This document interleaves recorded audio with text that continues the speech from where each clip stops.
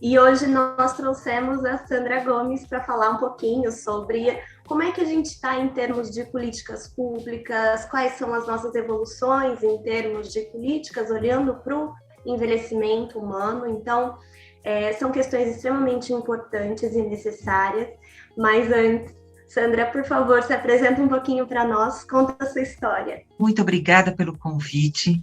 E nós temos aqui um grupo de mulheres, né, numa relação intergeracional, né, e todas focando para um único objetivo, que é garantir essa longevidade, esses espaços de discussões sobre o processo de envelhecimento.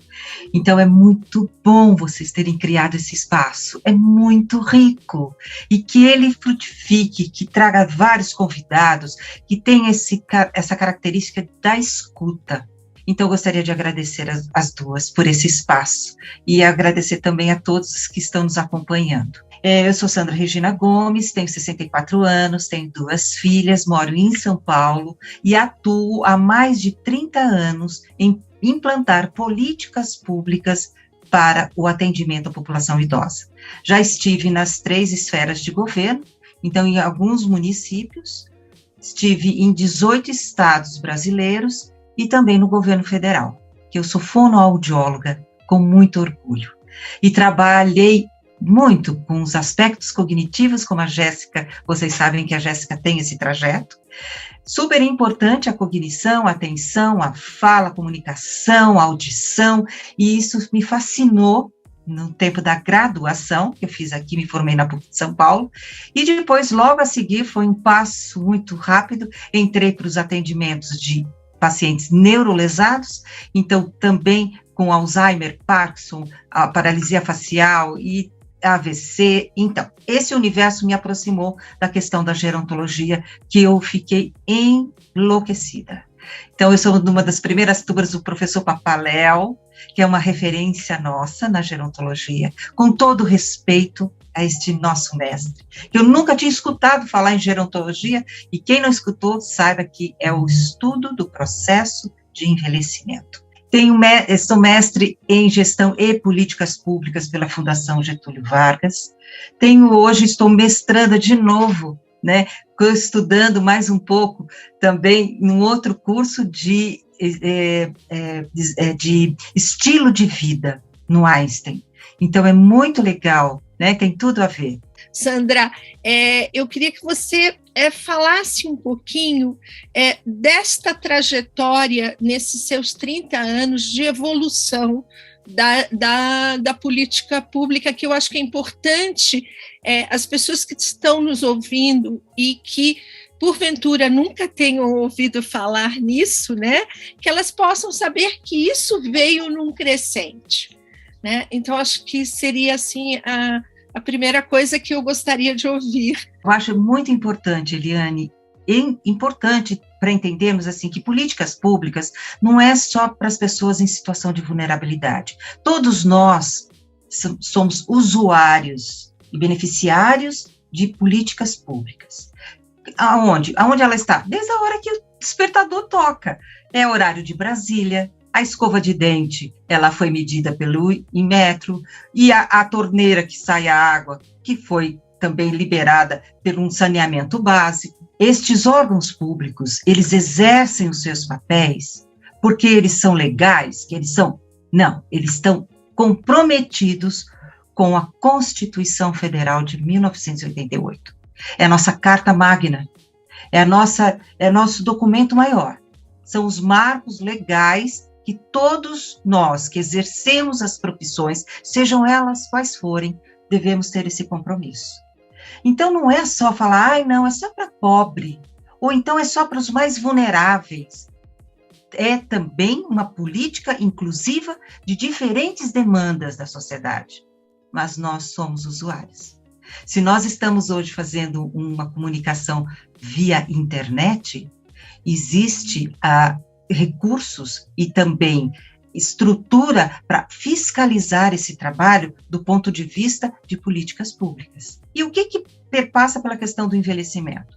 Perpassa que, já na Constituição Federal de 1988, ela já traz a temática sobre idoso, que é o termo usado.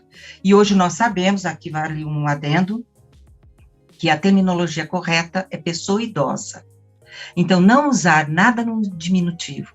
Velhinho, bonitinho, tal, isso não é adequado. Depois, melhor idade, maior idade, idade feliz, terceira idade, vamos tirar isto. Hoje sabemos que a terminologia correta é velho, velha, pessoa idosa ou, na época, a velhice, ok?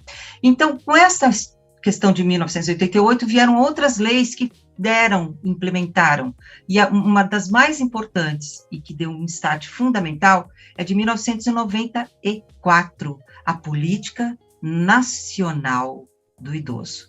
Então, senhoras e senhores, não podemos trabalhar com o envelhecimento se não conhecermos essa política. Logo depois, em 2003, veio o Estatuto do Idoso. Somos muito reconhecidos internacionalmente por esses instrumentos legais. O que está faltando? A implementação dessa política. E que política é essa? E cada vez ela vai se estruturando. E temos agora, de 2005 para cá, o Sistema Único de Assistência Social, que eu sou, assim, extremamente envolvida, porque estive na concepção, apesar de fonoaudióloga, tive que estudar Lei Orgânica de Assistência Social, Constituição Federal e tal, tive que entrar em contato com essa comunicação, com essas informações legais, para contribuir para a elaboração da Política Nacional de Assistência Social. Isto foi um marco na nossa história para quem trabalha com envelhecimento. É muito bom que todos saibam disso, porque antes idoso era visto como uma benesse, como todo trabalho de assistencialismo, e várias frases do tipo, tadinho, deixa eles dormirem lá, não, eles enquanto dormem não dão trabalho nenhum. Então, agora, com esta lei, né, com este instrumento legal que é a Política Nacional de Assistência Social, colocou-se num lugar de cidadania. Então, isso é importante. É um cidadão de direito. Eliane, com 60 anos, eu com 64, você com 70, você outra com 80, todos nós temos direitos, e são para todos. Isto posto, é importante que a gente entenda que a todo momento nós temos que lutar por esse espaço. Primeiro de escuta, escutem, ouçam a voz da população idosa, e você só pode ouvir uma voz se você der espaço. E esse espaço legalmente é chamado de conselhos municipais, estaduais ou federal de direitos da pessoa idosa. Eu vou me meter com política? Nananina, isto não é política partidária, isto é política de direito. Porque é através da implementação daquilo que foi falado na Constituição, que foi relacionado na Política Nacional do Idoso, e que foi descrito no Estatuto, é que nós precisamos implantar. Nós temos que ter centros de convivência de idosos, nós temos que ter centro-dia para idosos, nós temos que ter instituições de longa permanência para idosos, atendimento domiciliar, fortalecimento de vínculos, tão importante, orientação para as famílias que têm quadros com parentes com Alzheimer. Tudo isso chama-se garantia de direitos. E eu sinto muito prazer, me sinto assim, agradecida por ter achado o meu caminho na minha vida hoje, há muitos anos, de orientar os municípios, fortalecer a população idosa para conhecer seus direitos. E eu sou filha de Paulo Freire. Isso me deixa muito empolgada, porque trabalhei com o professor Paulo Freire, alfabetizei salas de adultos, e tudo que eu fiz, eu sou freiriana de essência, né? Eu sou também da linha da linguagem, que é uma comunicação social. Então, eu venho desse berço, que a gente só constrói as coisas através da coletividade. Implantei o Fundo Municipal do Idoso aqui em São Paulo, coisa que já estava programada lá na época que eu estava em Brasília, em 2010, que foi quando foi criado o Fundo Nacional do Idoso. Então, de 10 para 20, né, para 18 foi quando eu cheguei aqui. Então, tudo isso é para dizer que é necessário colocar em prática o que o Estatuto fala. É necessário lutar por esse direito, mas desta forma você precisa formar e capacitar a população idosa. Por isso que eu criei também a Escola de Conselhos Professor Paulo Freire. E fizemos uma parceria com o Instituto Professor Paulo Freire. Porque é dessa, né? É da criticidade, é da leitura, é do conhecimento, da reflexão, que eu vou me apropriar dos meus direitos e vou à luta. Eu queria ouvir, porque assim, a gente precisa levar, né, resgatar esse propósito nesse envelhecimento, né? Porque foi isso que eu, aos 60, fiz com 57, mas 56, mas resgatei aquele meu propósito de vida, eu me reconectei com a educação, que é de onde eu saí, e fui aplicar a educação na longevidade. O que a gente faz, né? A gente educa as pessoas para elas poderem ter essa longevidade maior e se conscientizarem. Muito legal essa possibilidade de que possamos ter os nossos projetos de vida. Tem aí a Organização Mundial de Saúde, que o professor Alexandre Kalash trouxe justamente a concepção de envelhecimento ativo. E o envelhecimento ativo são 4 pilares: saúde, participação, proteção e educação. Por isso, e aí, nesse momento, a Jéssica vai ficar feliz, porque a circuitaria neural adora quando ela tem novidades, não é, Jéssica? Quem trabalha com estimulação tem que ser extremamente criativo, porque acho que demanda muito, muito do terapeuta também, né? Não só do cliente ou do paciente, mas também de quem está fazendo a estimulação. Acho que isso requer justamente porque a novidade é o que vai fazer, e a pessoa, né? A gente tem que atrair a pessoa para que ela crie esses processos, esses mecanismos, e ela fortaleça isso, né? Então, esse processo cognitivo é de uma riqueza absurda, e isso precisa estar também nas atividades dos serviços públicos, os quais você falou, Eliane. E nós fizemos, durante todo o tempo, Jéssica, tutoriais, fazendo e aí para a implantação da Cidade Amiga do Idoso, aqui em São Paulo. E é bom saber, né, Sandra, assim, porque a pessoa ela tem capacidade de aprender a todo tempo. É muito rico o que nós todos temos a contribuir, e cada vez vivendo mais aprendemos, porque a gente vai viver mais, muito mais, e queremos passar isso para as outras gerações, trabalhos intergeracionais, super importante, e fazer com que essa população garanta os seus direitos. E só tem um jeito, é você conhecê-los. Você precisa estudar, você precisa entender. E temos um alto índice de analfabetismo funcional no país, mas isso a gente pode. Eu tinha um grupo de idosos também, que tinham muitos que não conseguiam ler, mas tinham vivência. Então, traziam essa discussão. Então, é muito rico isso. Nós temos aí a educação, Eliane, como carro-chefe de tudo, viu, querida? Quer dizer, toda a minha existência foi através de educação. Para você ter ideia, quando você falou agora, eu me lembrei que aos 15 anos eu queria trabalhar, né? E aí eu fui e entrei para ser facilitadora ou professora, entre aspas, né, do Mobral. Então, eu comecei dando aula de alfabetização. Quando você falou aí em alfabetização